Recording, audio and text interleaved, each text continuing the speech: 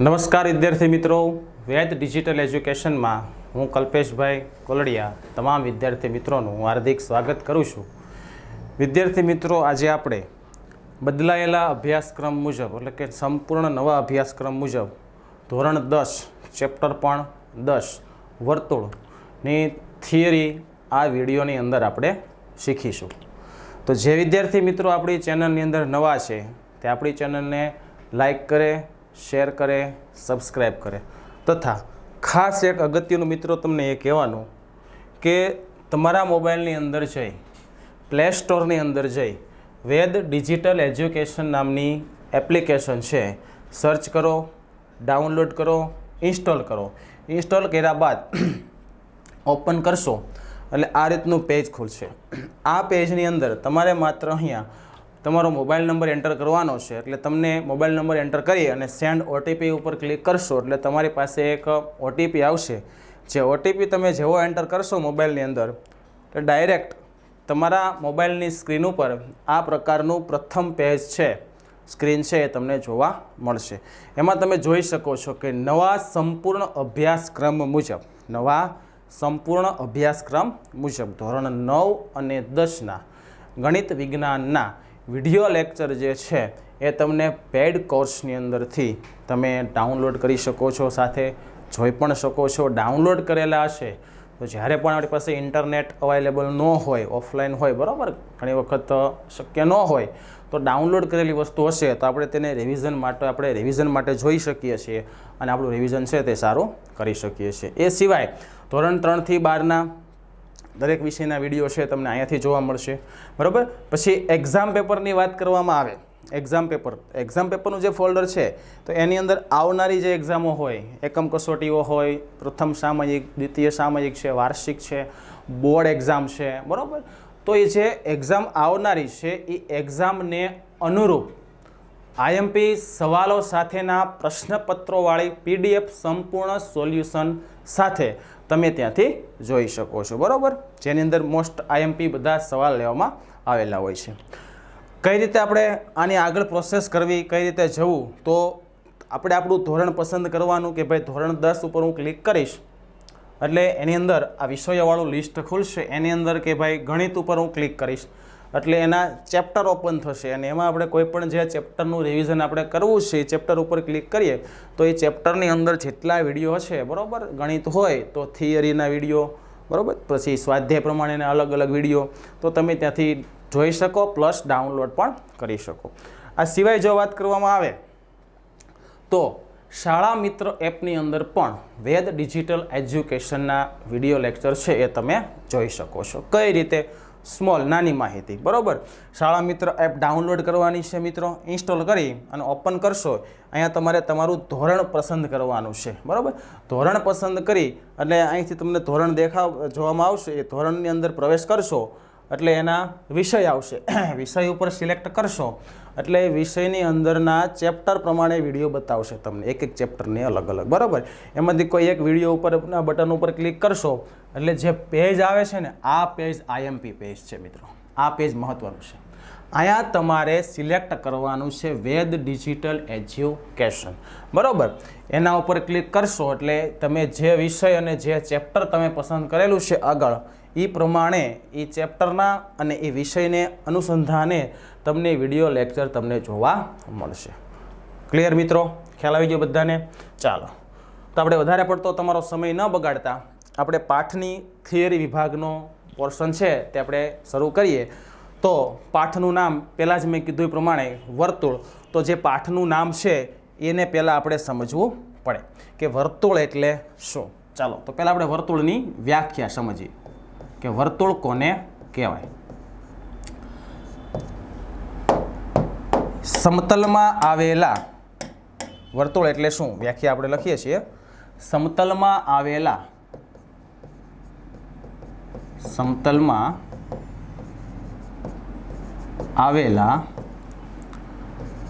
કોઈ નિશ્ચિત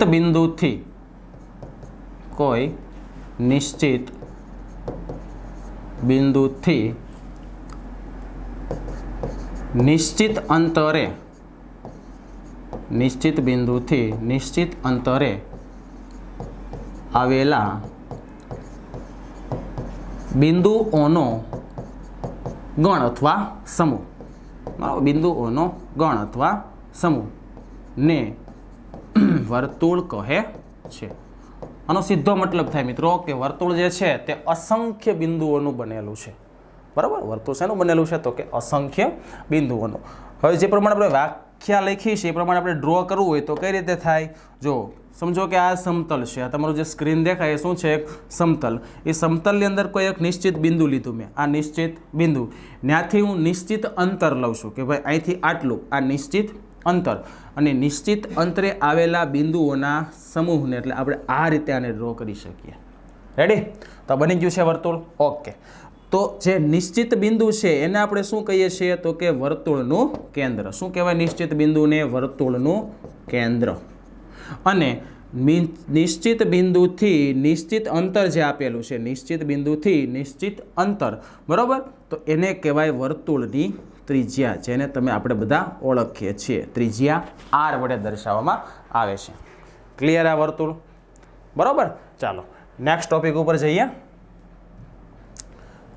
શું કહેવા માંગે છે નેક્સ્ટ ટોપિક?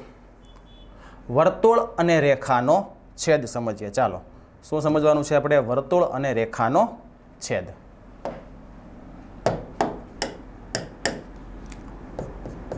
વર્તુળ અને રેખાનો છેદ. ચાલો, આના માટે હું 3 અલગ અલગ વર્તુળ દોરીશ. કેટલા? 3. બરાબર. 1,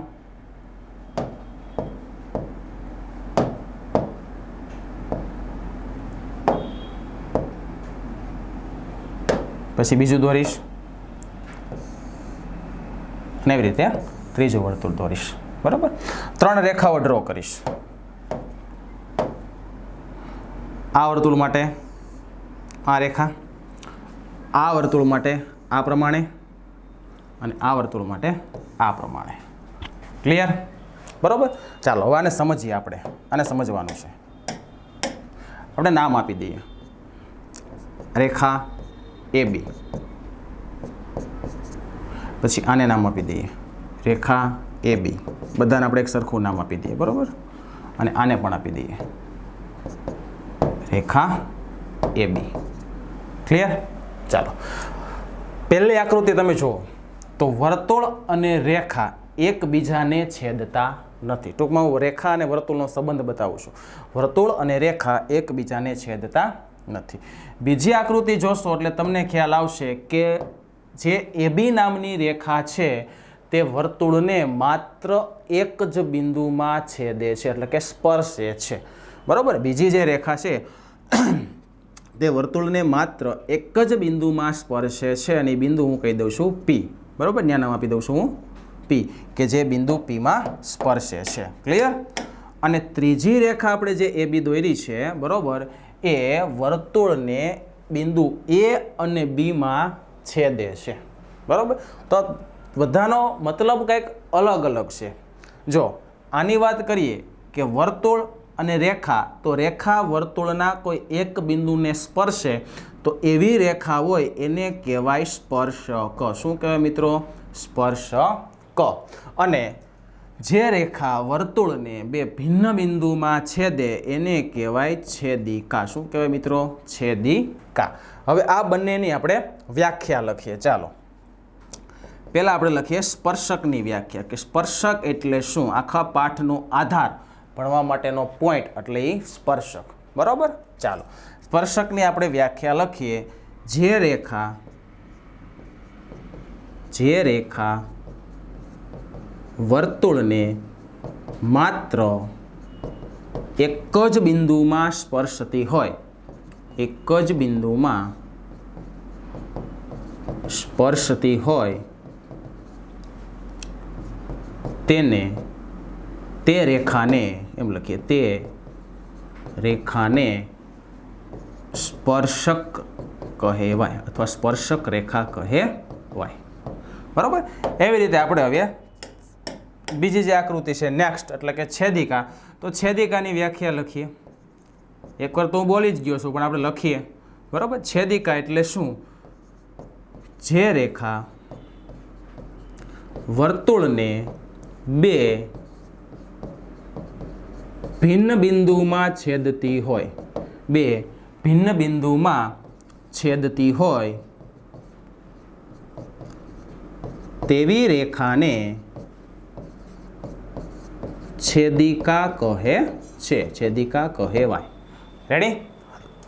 આ બે ઉપરથી પછી એક ત્રીજી વ્યાખ્યા આપણે શીખવાની છે મિત્રો. સ્પર્શ બિંદુ. શું શીખવાનું છે આપણે? સ્પર્શ બિંદુ. સ્પર્શ બિંદુ એટલે શું? ચાલો લખીએ. સ્પર્શ બિંદુ એની વ્યાખ્યા લખીએ. જો બહુ સરળ વ્યાખ્યા છે. વર્તુળ અને રેખાનું સામાન્ય બિંદુ એટલે સ્પર્શ બિંદુ. બરાબર? જો આ સ્પર્શક, બરાબર, આ સ્પર્શક AB, અને એ વર્તુળના કયા બિંદુને સ્પર્શે? તો કે બિંદુ P ને. બરાબર? તો આ સ્પર્શકનું બિંદુ અને વર્તુળનું એક બિંદુ સામાન્ય છે, જેનું નામ આપણે આપેલું છે P. તો આ અહીંયા જે P તમને આકૃતિમાં દેખાય છે એને શું કહેવામાં આવે છે? સ્પર્શક. શું કહેવાય એને? સ્પર્શક. આપણે વ્યાખ્યા આ રીતે બનાવી શકાય. વર્તુળ અને સ્પર્શકના સામાન્ય બિંદુને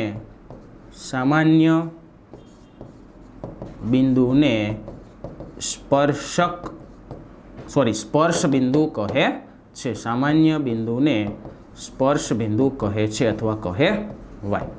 ક્લિયર? આ ત્રણ વ્યાખ્યાઓ મિત્રો ખ્યાલ આવી ગયો બધાને? બરોબર? જે રેખા વર્તુળને એક જ બિંદુમાં સ્પર્શે, એટલે કે વર્તુળના કોઈ એક બિંદુને સ્પર્શતી રેખા. બરાબર? આ રીતે પણ તમે વ્યાખ્યા લખી શકો કે વર્તુળના કોઈ એક બિંદુએ સ્પર્શતી રેખા એટલે સ્પર્શક. હવે જે બિંદુએ સ્પર્શે છે એ સ્પર્શકનું અને વર્તુળનું સામાન્ય બિંદુ થયું, તો એને કહેવાય સ્પર્શ બિંદુ. અને જે રેખા વર્તુળને બે ભિન્ન બિંદુઓમાં, એટલે કે બે અલગ અલગ બિંદુઓમાં છેદે એને કહેવાય છેદિકા. રેડી? ચાલો ત્યાર પછીનો આપણે ટોપિક લઈએ. સ્પર્શક માટે થોડીક નોંધ લઈએ. બરાબર? કારણ કે થોડીક ખાસિયતો છે એની. પહેલું,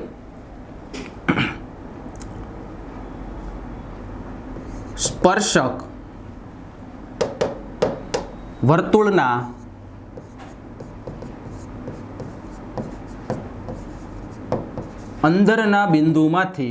અંદરના ભાગના બિંદુમાંથી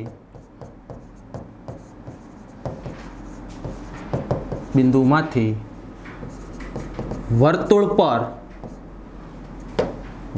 પર સ્પર્શક રચી શકાય નહીં. જો સમજીએ, આકૃતિ સાથે પણ આપણે સમજી લઈએ એટલે કોઈ દી તકલીફ ન પડે. જો શું કીધું? આ વર્તુળ, બરાબર, વર્તુળની અંદર કોઈ બિંદુ છે, આપણે કેન્દ્ર આપી દઈએ એ સિવાયનું કોઈ એક બિંદુ અહીંયા વર્તુળની અંદર છે, બિંદુ B. તો B બિંદુમાંથી પસાર થતો સ્પર્શક તમે રચી શકો નહીં. કારણ કે બિંદુ B વર્તુળની અંદર છે, એટલે તમને સ્પર્શક ન મળે. તમે દોરવાની કોશિશ કરો એટલે તમને છેદિકા મળે. રેડી? ત્યાર પછીનો પોઈન્ટ, વર્તુળના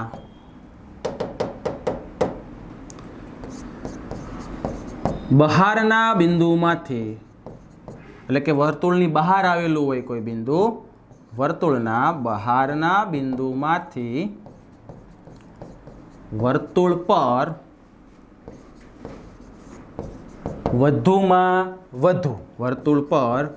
વધુમાં વધુ બે સ્પર્શકો રચી શકાય. જો આ શું કહેવા માંગે છે? આની પણ આપણે આકૃતિ આપેલી જ છે, આપણે એમાં જ આપણે ડ્રો કરીએ. ચાલો અહીંયા એક બિંદુ C આપ્યું છે, વર્તુળની બહાર છે. તો એ બિંદુ C માંથી વર્તુળ પર વધુમાં વધુ કેટલા સ્પર્શક બનાવી શકાય મિત્રો? બે સ્પર્શક. કેટલા? બે સ્પર્શક તમે બિંદુ C માંથી બનાવી શકો. ખ્યાલ આવે છે? બરોબર? જો આ રીતે તમે વધુમાં વધુ બે સ્પર્શક બનાવી શકો. હા, એવું થશે મિત્રો કે આપણી શું છે થોડીક આકૃતિમાં કે બિંદુ C આપણે અહીંયા લઈએ એટલે આપણે વર્તુળ પર વધુમાં વધુ 2 સ્પર્શકો રચી શકાય. રેડી? આ બિંદુને આપણે સી કહીએ. તો ત્યાંથી તમે વર્તુળ ઉપર વધુમાં વધુ 2 સ્પર્શકો રચી શકો. ક્લિયર? ત્રીજો પોઈન્ટ, વર્તુળની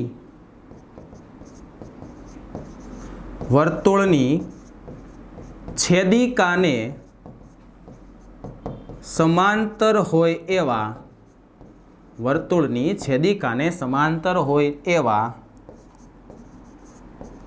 વધુમાં વધુ 2 સ્પર્શક રચી શકાય. બરાબર? વર્તુળની છેદિકાને સમાંતર હોય તેવા. ચાલો હવે આપણે બીજી આકૃતિ ડ્રો કરીએ. બરાબર? આપણે પહેલાં એક વર્તુળ દોરીએ. ચાલો કે આ મેં દોર્યું વર્તુળ. ક્લિયર? હવે આની આપણે એક છેદિકા રચીએ. બરાબર? ચાલો મેં આ બનાવી છેદિકા, જે વર્તુળને 2 ભિન્ન બિંદુમાં છેદે. તો છેદિકાને સમાંતર હોય એવા તમે વધુમાં વધુ કેટલા સ્પર્શક રચી શકો મિત્રો? તો કે વધુમાં વધુ છેદિકાને સમાંતર 2 સ્પર્શકો રચી શકાય. કેટલા? 2.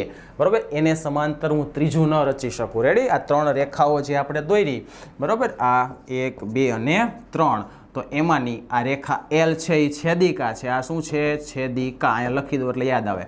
આ રેખાને M કહું, આને હું N કહું. તો આ રેખા M અને N બંને સ્પર્શક છે. શું છે? સ્પર્શક. તો છેદિકાને સમાંતર 2 જ સ્પર્શક રચી શકાય. ભૂલાય નહીં ખાસ. બરાબર? બહારના બિંદુમાંથી 2 રચી શકાય અને છેદિકાને સમાંતર હોય એવા પણ 2 જ સ્પર્શક રચી શકાય. ત્યાર પછીનો પોઈન્ટ, વર્તુળના કોઈ એક બિંદુ આગળ, એટલે એક બિંદુ ઉપર, બરાબર, વર્તુળના કોઈ એક બિંદુ આગળ માત્ર એક જ સ્પર્શક મળે. બરાબર? આ ખાસ વર્તુળનું કોઈ એક બિંદુ હોય, વર્તુળ તો અસંખ્ય બિંદુનું બનેલું છે, અસંખ્ય બિંદુઓનો ગણ છે, પહેલી જ લાઈન આપણે શીખ્યા. તો એના એક બિંદુ આગળ તમે એક જ સ્પર્શક રચી શકો. ત્યારબાદ વર્તુળ અસંખ્ય સ્પર્શકો ધરાવે છે. હવે આ 2 પોઈન્ટમાં ઘણાને કન્ફ્યુઝન થાય. મેં અહીંયા સેપરેટ એક બિંદુની વાત કરી તો એક જ સ્પર્શક મળે, પણ વર્તુળ બનેલું કેટલા બિંદુનું? તો કે અસંખ્ય. તો અસંખ્ય સ્પર્શકો રચી શકાય. ક્લિયર આટલી વસ્તુ? બરાબર? ચાલો નેક્સ્ટ આપણે આગળ જઈએ. થિયરીનો આપણો લાસ્ટ ટોપિક છે તે સાથે સાથે આપણે જોઈ લઈએ કે ટેક્સ્ટ બુકની અંદર આપણે જે ભણ્યા, બરાબર, એ પ્રમાણે મારે તમને 2 વસ્તુ બીજી એક્સ્ટ્રા એ પણ કહેવાની છે, જે ખાસ IMP છે. 2 લાઈન છે, 2 પ્રમેયની લાઈન છે ને આ એક લાઈન છે. આ ખાસ લાઈન નોંધ લેજો, જેમાં 2 અંત્ય બિંદુઓ તેની અનુરૂપ જીવામાં સંપાતી હોય. જો આ હું તમને એમ નહીં સમજાય, આ હું તમને વર્તુળ દોરીને સમજાવું. આ એક વર્તુળ દોર્યું, એનું કેન્દ્ર 2 જીવા એવી દોરવાની કે જે એક જગ્યાએ સંપાતી બિંદુ હોય એના. એટલે કે જો આ બિંદુએ, આ એનું સંપાતી બિંદુ, બિંદુ ઉપર બિંદુ. ત્રીજા પાઠમાં આવ્યું હતું સંપાતી રેખાઓ, જોઈ લેજો થિયરી. બરાબર? એક રેખા ઉપર બીજી રેખા ડ્રો કરવામાં આવે એને સંપાતી રેખા કહેવાય. તો સંપાતી બિંદુ એટલે એક બિંદુ ઉપર બીજું બિંદુ આપણે મૂકીએ એને સંપાતી બિંદુ કહેવાય. તો જેમાં 2 અંત્ય બિંદુઓ તેની અનુરૂપ જીવામાં સંપાતી હોય. આ બંને જીવા થઈ, નામ આપી દો ને, લ્યો ને, A B અને C, AB અને BC બંને જીવા થઈ. એવી છેદિકાનો વિશિષ્ટ કિસ્સો. હવે જો અહીંથી આમ રેખા દોરું ને, બરાબર, તો આ ભલે સ્પર્શે છે, બરાબર, આ શું થાય છે? વર્તુળને બિંદુમાં સ્પર્શે છે, પણ ખરેખર ત્યાં 2 બિંદુ ઓટોમેટિક પહેલાં હતા જ, ત્યાં 2 બિંદુ હતા જ, અને ત્રીજું બિંદુ આવ્યું એટલે એક છેદિકા બની ગઈ. બરાબર? તો આ છેદિકાનો વિશિષ્ટ કિસ્સો એટલે એને શું કહેવાય? વર્તુળનો સ્પર્શક. શું કહેવાય એને? વર્તુળનો સ્પર્શક. આ વિધાન છે, આ વિધાન ખાલી જગ્યા તરીકે પૂછી શકે છે. ખાલી જગ્યામાં તમારે સ્પર્શક લખવાનું આવે છે, એટલે સ્પર્શકની જગ્યાએ ખાલી હોય. બરાબર? બેઠે બેઠું વિધાન આવી શકે.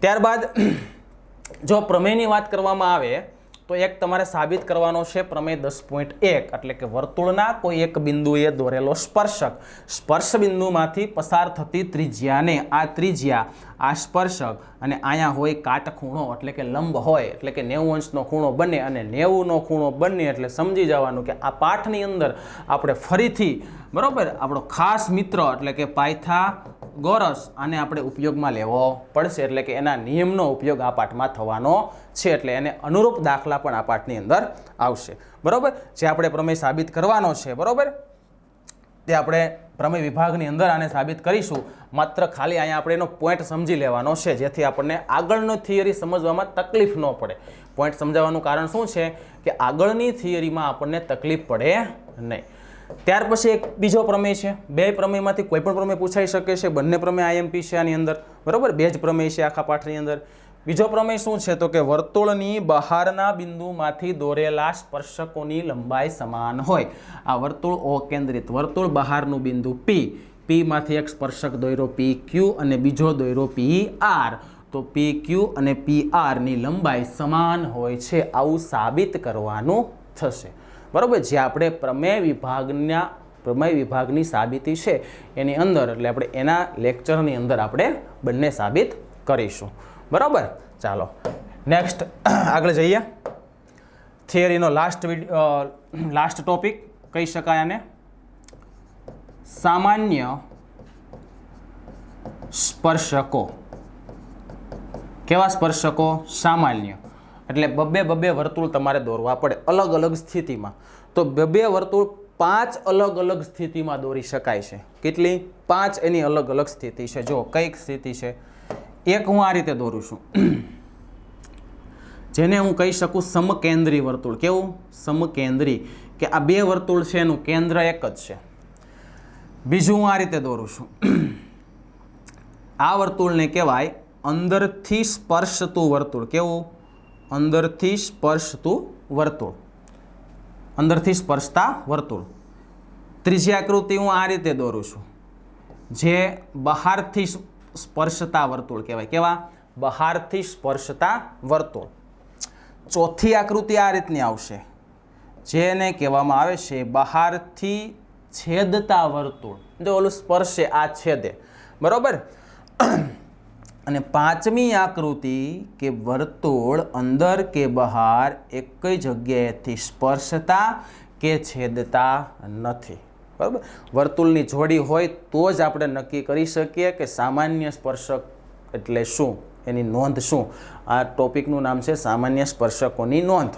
બરાબર સામાન્ય સ્પર્શક એટલે શું આપણે વર્તુળની જોડી બનાવવાની એટલે બે વર્તુળ બને ફાઇનલ આ બે વર્તુળમાંથી પસાર થતો સ્પર્શક એને સામાન્ય સ્પર્શક કહેવાય બેમાંથી વર્તુળ પસાર થવો જોઈએ એટલે કે બે વર્તુળના કોઈ એક બિંદુએ તમારી રેખા સ્પર્શતી હોવી જોઈએ રેડી ચાલો હવે આગળ આપણે આના સ્પર્શકો દોરીએ એટલે આગળ ખબર પડી જશે જો આ પહેલી જે આકૃતિ છે મિત્રો પહેલી આકૃતિ એની અંદર હું જો અંદરની સાઈડના વર્તુળમાં હું જો સ્પર્શક રચું અંદરની બાજુ હું સ્પર્શક રચું તો બહારના વર્તુળમાં એ છેદિકા બની જાય છે બરાબર અને બહારની સાઈડ હું સ્પર્શક રચું એટલે કે બહારના વર્તુળનો સ્પર્શક બનાવું તો એ અંદરના વર્તુળને સ્પર્શતો નથી જોયું તમે જો નાના વર્તુળમાં મેં સ્પર્શક રચ્યો નાના વર્તુળના બિંદુ આગળ તો એ મોટા વર્તુળની શું બની અહીંયા જો અહીંયા છેદે અને અહીંયા છેદે તો મતલબ છેદિકા થઈ ગઈ ને તો આની અંદર સામાન્ય સ્પર્શકોની સંખ્યા કેટલી મળે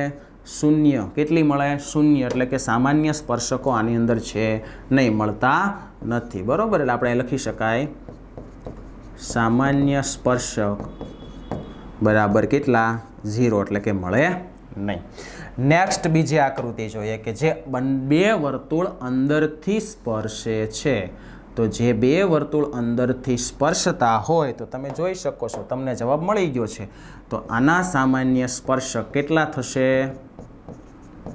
સામાન્ય સ્પર્શક કેટલા તો કે આના સામાન્ય સ્પર્શક 1 છે બરાબર 1 તો મળે છે હા અંદરનું જે વર્તુળ છે બરાબર એનો હું સ્પર્શક રચું આનો હું સ્પર્શક રચું તો એ બહારના એટલે મોટા વર્તુળની છેદિકા થાય છે ક્લિયર બરાબર એટલે 1 આની અંદર સામાન્ય સ્પર્શક મળે છે ત્યારબાદ ત્રીજી આકૃતિ એની આકૃતિ શું છે કે બે વર્તુળો બહારથી સ્પર્શે છે. તો જે બે વર્તુળો બહારથી સ્પર્શે છે એના સામાન્ય સ્પર્શક તો એક તો આ, પછી એક આમ ઊભો સ્પર્શક જોયું, કારણ કે બે વર્તુળ સ્પર્શે છે ને એટલે આપણે દોરી શકાય છે, બરોબર.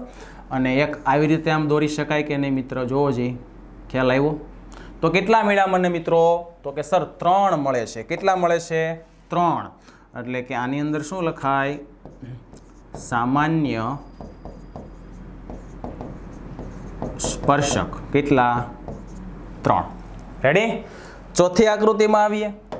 ચોથી આકૃતિની અંદર બે વર્તુળો છે તે બહારથી છેદે છે. એનો મતલબ કે ઓમાં જે વચ્ચે સ્પર્શક રચ્યો હતો ને એ ન થાય, આમાં ખાલી શું થાય?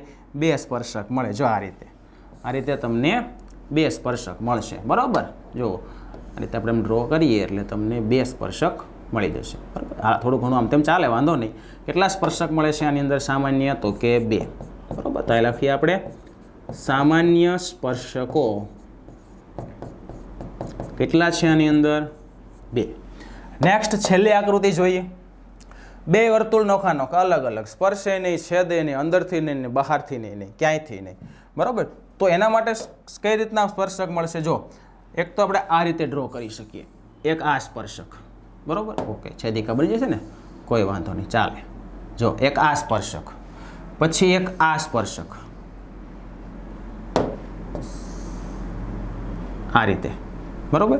થોડો ક્રોસમાં લઈને આવીએ એટલે થઈ જશે આ રીતે. જો છે આ સ્પર્શક, 2 થયા.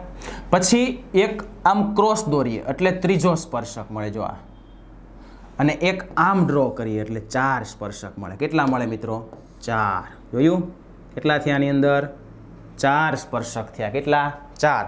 એટલે આના સામાન્ય સ્પર્શકોની સંખ્યા કેટલી મળે આપણને? 4.